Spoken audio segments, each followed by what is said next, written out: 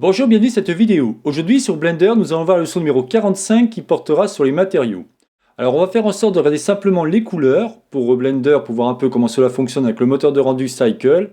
Et ensuite évidemment on évoluera, mais chaque chose en son temps. Donc sans plus attendre, regardons cela sur Blender.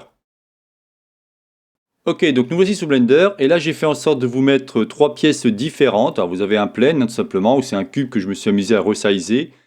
Et ici vous avez trois pièces du jeu d'échecs. Donc ce qui va vous intéresser, c'est quoi? C'est tout simplement les couleurs. Alors les couleurs, il y a vraiment pas mal de choses à dire, donc je vous dirais, je pourrais pas tout vous expliquer, parce qu'il y a vraiment beaucoup de choses à dire. J'essaierai d'y aller petit à petit, mais que déjà vous ayez pas mal de bases. Pour commencer, l'onglet matériaux se trouve ici, vous voyez? Il est noté ici, type de données actives, à afficher, à éditer, matériel. Donc la gestion des matériaux se fera ici par rapport au moteur de rendu Cycle Render et non Blender Render. Vous voyez, si je clique ici, vous pouvez voir de suite que c'est complètement différent. Alors, certaines personnes m'ont reproché de faire des vidéos sur Blender au 279.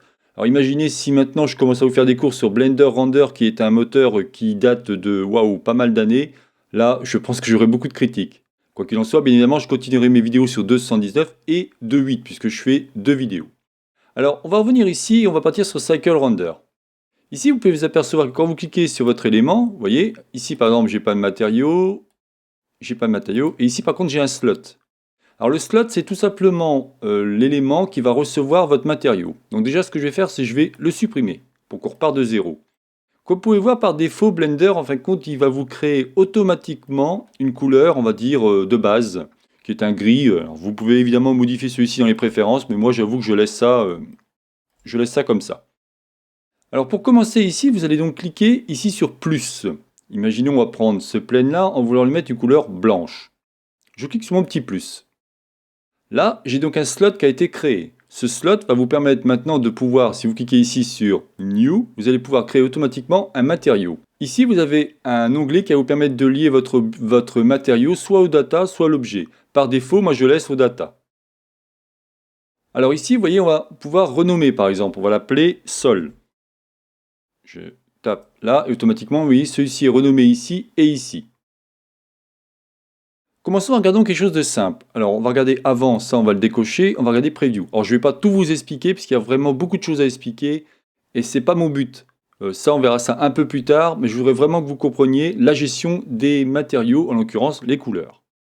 Donc ici, on a un Preview. La Preview, en fin de compte, c'est tout simplement qu'est-ce que ça va vous donner de la couleur, en fonction d'un plane, d'une sphère, d'un cube, la fameuse tête de Suzanne, les particules qu'on n'a pas encore vues, et ici, par exemple, c'est le type de rendu, donc c'est le World Sphere. On verra ça un peu plus tard, comme j'expliquais dans la vidéo sur les lampes, où on peut faire différents éclairages. Ça dépend ce que vous voulez faire. Vous pouvez faire un éclairage par type de lampe, mais vous pouvez faire aussi un éclairage par le World, par une map HDRI, par des shaders de type émission, et ainsi de suite. Il y a beaucoup de techniques pour créer l'éclairage. Et l'éclairage, comme je disais, c'est vraiment très important. Mais revenons sur les matériaux. Ce qui va vous intéresser, donc là je vais faire ça, je vais cliquer ici. C'est ici. Alors là, vous avez différents shaders, qu'on verra ça ensemble quand on éditera l'éditeur de nœuds. Vous verrez, c'est très intéressant. Il y a énormément de choses à dire là-dessus. Pour l'instant, on va rester en diffuse BSDF. Juste pour la petite information, BSDF, ça veut tout simplement dire que ce sont des matériaux qui ont été définis. C'est un algorithme, on va dire, qui a été créé pour faire en sorte que ce matériau, quel que soit le contexte, que ce soit dans le noir, pleine lumière, et ainsi de suite, ceci se comporte de manière naturelle. Voilà en gros ce que veut dire BSDF. Bon, je ne vous dirai pas après ce que veut dire l'acronyme BSDF, mais déjà ça veut dire ça. Lorsque vous cliquez ici, on va avoir automatiquement un petit menu qui va apparaître avec une roue colorée. On l'a déjà vu, mais on va un peu plus rentrer dans le détail. Alors ici, vous avez, pardon, je clique, ici vous avez RGB. RGB veut tout simplement dire rouge, vert, bleu, ce qui est en anglais qui veut dire Red, Green, Blue. Ici, vous avez différents pourcentages, c'est-à-dire que vous avez de 0,8, 0,8, 0,8, et ici vous avez l'alpha. L'alpha, qu'est-ce que c'est? C'est tout simplement la couche de transparence. Par exemple, pour ceux qui suivent mes cours sur GIMP ou Inkscape, je parle très souvent de la transparence et je parle aussi du RGB. Alors, il faut savoir que les couleurs, en fin de compte, quand vous créez des couleurs pour vos matériaux, ne mettez pas tout à 1. Par exemple, vous n'aurez pas un blanc à 100%. Ça n'existe pas dans la vraie vie. Donc, pensez vraiment quand vous faites des modélisations à mettre des couleurs qui ressemblent à ce qui se passe dans la nature, tout simplement. Hein. Observez, regardez et ainsi de suite.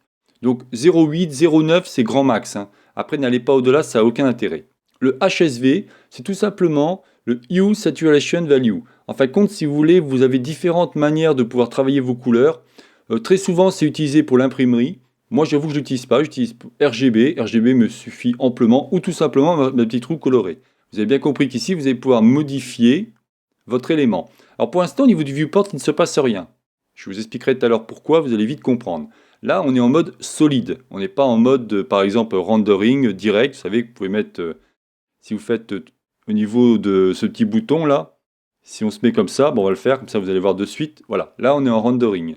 Ce que je vais faire avant, parce que sinon ma machine va s'énerver, je dois être à 0 au niveau du sampling. Non, je suis à 32. Ouais, voilà, c'est 32, ça ne doit pas normalement s'énerver. Pensez bien ici à mettre 32 et pas 0. Enfin, parce que votre machine, selon la puissance de votre machine, elle va s'énerver. Votre processeur va constamment, rappelez-vous, faire des rendus et ça va vraiment manger beaucoup de ressources. Revenons au matériau. Donc je clique ici. Ici, vous allez pouvoir donc définir, vous voyez, tout simplement en direct. Alors, vous pouvez faire soit comme ça, soit tout simplement ici marqué, puisque pour l'instant on n'a pas mis de texture, matériel. Ça sera exactement pareil, sauf que celui-ci ne sera pas un rendu en temps réel, mais vous aurez une couleur approximativement identique. Et si je clique ici et je mets du bleu par exemple, pas de problème, ça va le faire. Donc ici, vous allez pouvoir modifier, éclaircir ou assombrir votre matériau. Ok, super. Ici, vous avez une petite pipette qui va vous permettre en fin de compte de sélectionner, par exemple, vous voudriez la couleur, celle-ci, vous cliquez ici et automatiquement vous aurez la même couleur. Si je continue, un dernier point très intéressant, c'est celui-ci. Hexadécimal. En fin de compte, moi je m'en sers énormément pour les logiciels comme je disais tout à l'heure, GIMP, Inkscape, mais je m'en sers aussi, comme je suis aussi programmeur, je m'en sers pour la création des sites internet où c'est une valeur qui est très souvent utilisée, qui va me permettre d'avoir vraiment une précision au niveau de ma couleur. Et surtout, je pourrais faire un copier-coller et le mettre ailleurs. Voilà ce que je voulais vous expliquer. Donc là, on va un petit peu mettre comme ça, on va mettre un bleu dans ce style-là pour rendre quelque chose de sympa. Très bien. Donc là, on vient de comprendre comment celui-ci fonctionne. On n'ira pas très loin parce que là aussi, pareil, vous allez pouvoir mettre autre chose. Par exemple, vous pourriez mettre un type brique. Là, d'un seul coup, ça ne ressemble plus à rien, c'est-à-dire que vous n'avez plus ce qu'il faut. Donc là, je fais annuler. On va faire vraiment beaucoup de choses, mais quand on attaquera ce qu'on appelle l'éditeur de nœuds. Rappelez-vous, je vous expliquais ça la dernière fois. Si on va ici, dans Node Editor, là, vous avez donc le diffuse BSDF qui va tout simplement envoyer la couleur au niveau de Material Output, en l'occurrence la surface. Je reviens ici et je reviens ici. Donc tout ce qui est color, roughness, normal, tout ça on verra ça plus tard, ne vous inquiétez pas. Là je vais juste vous expliquer quelque chose de très basique mais qui me paraît important. Donc vous avez bien compris que maintenant si je sélectionne un objet, j'attribue une couleur. Si je prends par exemple mon petit pion, celui-ci n'a rien. Pourquoi? Parce qu'en fin de compte chaque objet, on va devoir lui attribuer une couleur. Alors on peut, imaginons que vous voulez la même couleur, très bien. Vous cliquez ici sur Sol et vous définissez automatiquement la même couleur. Mais si par hasard vous cliquez ici sur Sol et vous changez la couleur, on va dire comme ça, automatiquement, puisque celui-ci est lié, il va garder la même couleur. D'accord? Donc faites vraiment très attention à ça. Donc là, je vais annuler, parce que ce n'est pas ce que je voulais faire. Moi, je clique sur mon élément. Je clique ici au niveau de mon slot, je fais New. OK. Là, je vais l'appeler pion. Vous avez compris ici qu'on va pouvoir affecter différents matériaux, donc différentes couleurs qui sont déjà affectées. Ici, vous allez pouvoir ajouter un nouveau matériau. Vous voyez, c'est marqué ici plus. Ici, vous allez pouvoir le supprimer. Si je clique ici, celui-ci est supprimé. Je clique ici, je fais New, je fais revenir mon matériau. Ici, vous pouvez vous apercevoir que j'ai pion, matériaux, enfin j'ai plein de couleurs qui apparaissent en fin de compte. Le problème, c'est que celles-ci ne sont pas liées. Alors faites vraiment très attention à ça. C'est qu'ici, quand vous cliquez sur le plus, regardez, par exemple, je vais sélectionner pion et je vais la supprimer. Donc là, je supprime tout pour être sûr. Voilà, j'ai tout supprimé. J'ai supprimé mes slots et j'ai supprimé aussi l'affectation de ma couleur. Mais regardez ici, celui-ci est toujours présent. Pourquoi? Parce qu'en fin de compte, pour l'instant, on n'a pas sauvegardé. Donc si je sauvegarde mon élément, là, je vais faire un Save As et je vais le mettre, par exemple, Material Cycle, puis on va mettre 0,0 pour garder ce qu'on a fait. Voilà. Ici, je sauvegarde. Et ce que je vais faire maintenant, c'est que je vais faire un nouveau fichier. New, Reload. OK? Je vais revenir maintenant sur mon fichier précédent. Donc je vais faire Open Recent et là j'ai Material Cycle 00. Je clique ici. Si on regarde ici, regardez, il n'y a plus rien. Vous allez vous apercevoir que d'un seul coup, on ne retrouve plus les différentes sélections qu'on avait mises. Pourquoi? Parce qu'en fin de compte, Blender est intelligent. S'il voit qu'un matériau n'est pas utilisé, en gros on appelle ça un user, celui-ci n'est pas affecté à un user, donc à un objet ou à une data, lui il dit ok, quand je quitte, bah moi c'est donc il les a pas affectés, il a rien fait avec, bon, il n'en veut pas, impeccable. Mais imaginons que vous aviez besoin de ces couleurs. Vous dites bah zut, moi j'aurais eu besoin de garder mes couleurs, le pion j'avais mis une couleur précise que je voulais utiliser plus tard, vous pouvez pas. Alors là on va le faire différemment. Donc là ce qu'on va faire c'est qu'on va créer ici une couleur. On va mettre par exemple un jaune, et je vais l'appeler comme tout à l'heure, pion. Là, pas de problème, je l'ai affecté à mon élément, donc pas de souci à ce niveau-là. J'en veux un deuxième. Je clique ici, et je vais laisser pion 1. Et lui, par contre, je vais mettre une couleur un petit peu plus orange. D'accord? Donc ici, on a pion et pion orange. Le problème, c'est que si vous vous apercevez que le jaune n'est plus affecté, puisque je viens de le remplacer au niveau, vous voyez, si je fais ici, lui, vous avez bien le pion, mais moi, je viens de le remplacer par celui-ci. Et je voudrais garder mon jaune. Pour cela, il va falloir faire, vous cliquez ici et vous cliquez sur le petit F. Le F, en fin de compte, il vous dit bien, il va sauvegarder votre bloc, et celui-ci, si vous voulez, ne sera pas perdu. Je ne sais pas si je m'explique bien, mais c'est vraiment important de comprendre ça. Regardez, on va le faire de suite, on va enregistrer.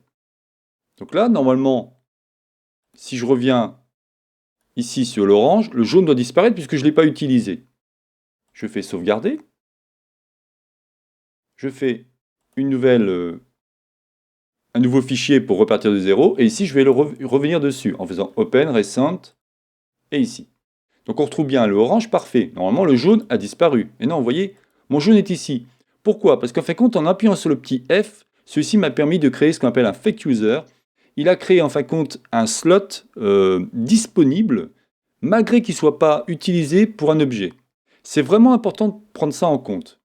Alors maintenant, ce que je vais faire, c'est que je vais tout simplement sélectionner mon cheval. Mon cheval n'a rien, je crée ici un slot, je fais New. Lui, je vais lui mettre une couleur verte. OK. Et je vais l'appeler cavalier. J'enregistre, pas de problème.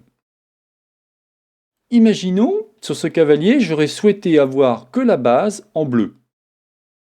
Donc là, vous dites, bah ouais, super, mais je fais comment? Parce que là, si je sélectionne mon élément, je clique ici, je mets du bleu, c'est tout l'ensemble qui est bleu. Si vous rentrez en mode édition, alors là je vais faire annuler pour revenir en vert, si vous rentrez ici en mode édition au niveau de votre élément, alors ce que je vais faire c'est que je vais mettre en mode filaire, voilà, là je vais désélectionner ça, non mieux, je vais prendre mon élément, je vais appuyer sur slash pour avoir simplement ma vue, et je vais me remettre en mode solide, et là je me mets en mode édition, voilà.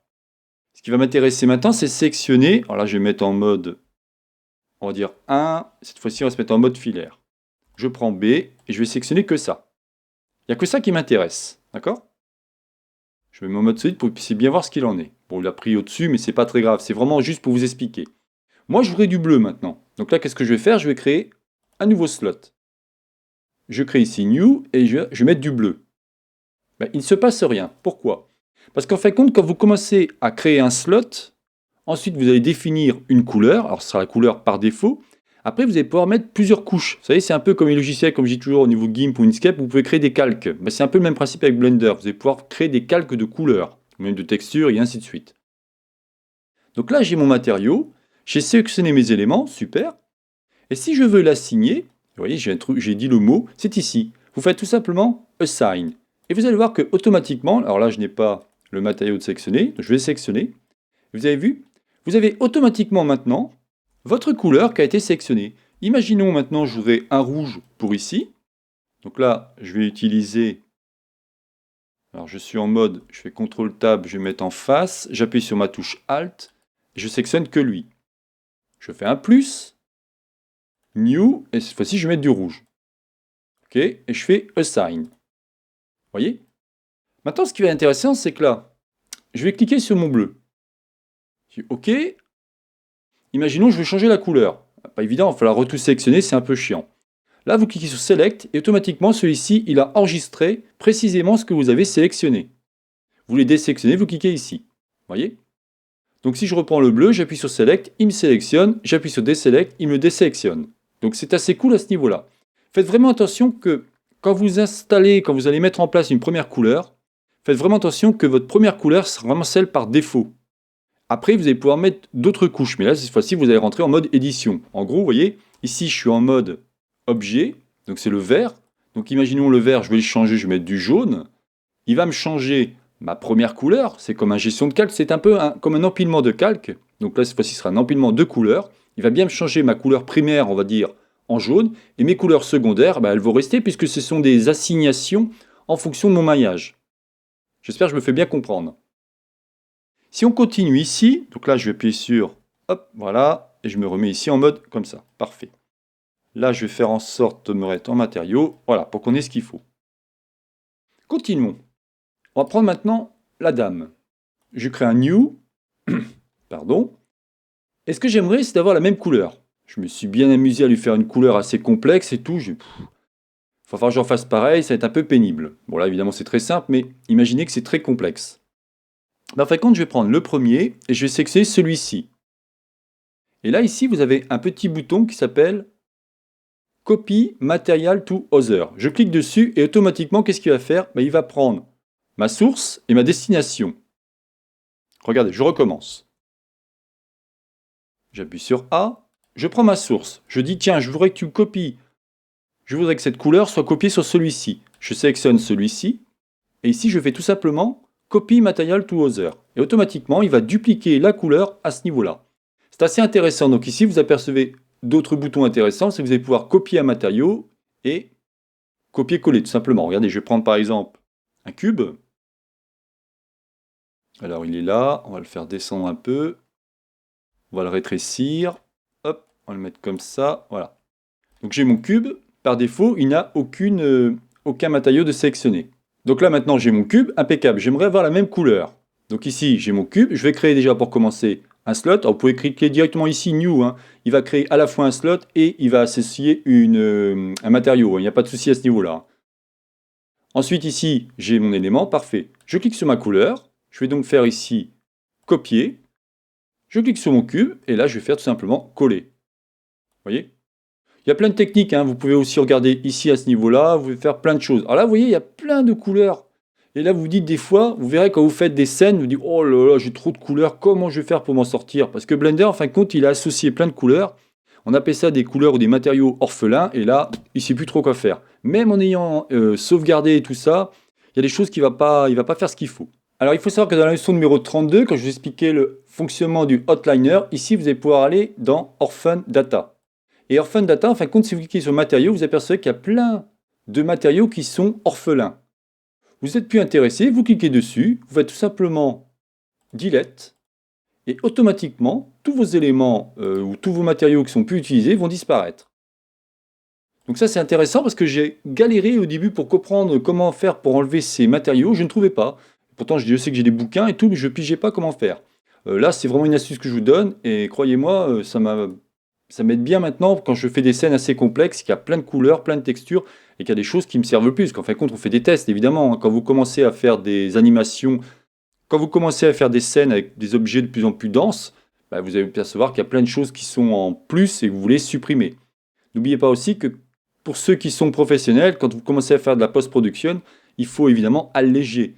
Votre modèle, il fait tant de mégas, et puis d'un seul coup, votre client fait « Non, moi ça ne me va pas, je voudrais qu'il soit beaucoup moins lourd ». Là, il va falloir trouver des solutions, alléger votre maillage, vos matériaux, et ainsi de suite. Bon, on n'est pas là, mais je voulais au moins signaler ça. Donc là, super, on a vu ce fameux bouton, on a vu tous les boutons ici, donc c'est cool. Si on regarde ici le volume, bon là, on va rien faire pour l'instant. Displacement, on verra ça plus tard. Ce qu'on peut voir ici, c'est quelque chose d'intéressant, c'est le setting. Alors, si je reviens ici en mode solide, vous apercevez qu'on n'a pas les couleurs qui apparaissent. Pourquoi? Parce qu'en fin de compte, quand vous définissez une couleur, au niveau de viewport, par défaut, il aura toujours cette couleur-là. Vous voyez, la couleur blanche grisâtre qui va à chaque fois apparaître. Si vous voulez à chaque fois avoir la même couleur, prenons par exemple le cas de lui. Donc je clique dessus. Je vais cliquer ici et c'est là que c'est important. Je vais faire un copier-coller de ma valeur hexadécimale. Je fais coller, donc je fais un CTRL-C. Je vais ici au niveau de mon viewport, et là je fais CTRL V. Et vous apercevez qu'automatiquement les couleurs associées vont apparaître dans le viewport. Ça peut être intéressant, là aussi, quand vous avez plein de pièces dans votre scène et vous voulez vraiment avoir des couleurs pour dissocier vos différentes parties de votre objet, tout simplement. Ici, vous allez pouvoir modifier aussi ce qu'on appelle le spécular au niveau du viewport. Alors là, bon, j'ai pas trop vu l'intérêt pour l'instant. Ici, vous allez pouvoir modifier la couleur alpha, c'est-à-dire, vous allez pouvoir tout simplement, si vous avez des textures, des choses comme ça, mais ce n'est pas le cas, vous allez pouvoir modifier quelque chose à ce niveau-là. Non plus, je m'en sers pas. Je laisse toujours à 1. Le harness, vous allez pouvoir modifier en fin de compte la dureté au niveau de votre spécular. Bon, bah là, pas d'intérêt non plus pour moi. Attention, je dis pas que c'est inutile, je dis simplement que comme pour l'instant, je donne des cours pour débutants ou intermédiaires, selon les personnes qui suivent mes cours, je peux pas tout vous expliquer. Si vous voulez, quand on commence à rentrer vraiment dans un domaine professionnel, là, on va rentrer vraiment sur la petite chose minutieuse qui va faire la différence. Là, c'est juste vous expliquer en globalité comment fonctionne un matériau. Et après, je vous dis, on reviendra dans quelques leçons, on reviendra sur le côté éditeur de nœuds, et là, il y aura énormément de choses à vous expliquer. Alors ici, vous voyez, c'est marqué multiple importance. En fin de compte, c'est marqué, parce que je vous ai dit de mettre en français les tooltips, utiliser l'échantillonnage d'importance multiple pour ce matériau. En gros, ça va faire en sorte de désactiver ou de réduire le bruit global pour les grands objets, comme vous dites, qui émettent peu de lumière. Là aussi, on verra ça un peu plus tard. Ici, c'est pareil, vous avez la transparence des shadows. C'est que par hasard, quand vous faites des matériaux de type vert, des fois, vous allez percevoir que l'ombre, ce qu'on appelle un shadow en anglais, ça peut être disgracieux, ça ne va pas correspondre à ce que vous voulez. Là, vous pouvez cliquer ici. Là aussi, il y a plein d'options, on verra ça en temps voulu. Voilà, écoutez, je pense que je ne vous en expliquerai pas plus au niveau du matériau. Là, vous avez eu pas mal de choses intéressantes pour déjà faire des choses basiques, soit, mais commencez par la modélisation, commencez par bien comprendre la modélisation, commencez par bien assimiler la gestion des couleurs, les slots, comment ça fonctionne, comment je peux mettre ma couleur primaire et après différentes couches de couleurs. Vous pouvez par exemple prendre un cube et mettre différentes, on va dire, couleurs à chaque face de votre cube pour bien comprendre. Les supprimer, regardez ce qui se passe quand vous sauvegardez ou quand vous quittez votre fichier, regardez les couleurs qui disparaissent, pourquoi, et ainsi de suite. Pensez à tout ça, pensez bien assimiler tout ça, et bientôt on attaquera la suite, mais cette fois-ci je vous expliquerai en fin de compte, si je reviens ici au niveau du Node Editor, comment celui-ci fonctionne. Là, il y aura vraiment beaucoup de leçons, je ne sais pas combien, mais je vais y aller élément par élément, pour essayer de bien comprendre, et pour essayer bien après faire des scènes de belle qualité. Voilà, c'était donc la chaîne Ça va pour tous, réalisée par Jean-Michel. Si vous avez aimé cette vidéo, n'oubliez pas de liker ou tout simplement vous abonner à ma chaîne. N'hésitez pas à me faire des commentaires, je me ferai un plaisir de vous répondre. Je vous souhaite donc une bonne journée et à la prochaine vidéo. Bye bye.